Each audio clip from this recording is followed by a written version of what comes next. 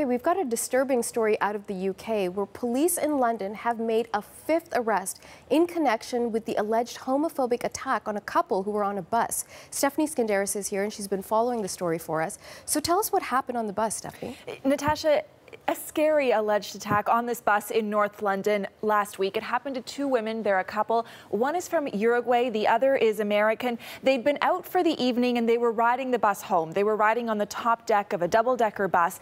And then they say a group of young men noticed they were a couple and started harassing them, making crude sexual gestures, telling them to kiss and then throwing coins at them. So one of the women says she started trying to de-escalate the situation, trying to maybe make some jokes with these guys, trying to be a bit friendly with them, all in an attempt to de-escalate what was happening. But that's when the other woman said she had to step in and say something to the men.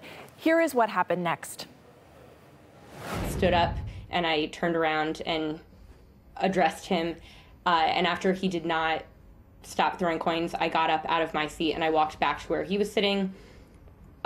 Fighting broke out, and I don't know how we got from fighting on the top of the bus down to the lower deck, but in that time frame they took my phone, her bag, and they ran off the bus. So afterwards, one of the victims took to Facebook to tell her story, and she posted this photo showing the extent of the injuries. Now, today, police are announcing a fifth suspect has been arrested. Police say all of the suspects are between 15 and 18 years old. It's so shocking. That picture is so disturbing, seeing those two women on the bus covered in blood. Yeah.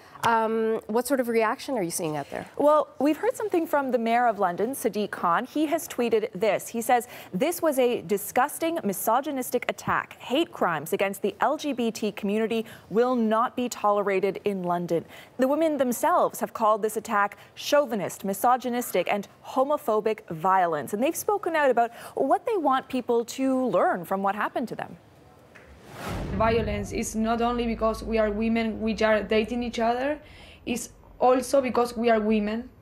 I want people to take away that they should stand up for themselves and stand up for each other. So they're asking people to, as you heard, stand up for each other when they see something like this happening, something to, I mean, especially consider as this happened just before June, which is Pride Month in many countries around the world.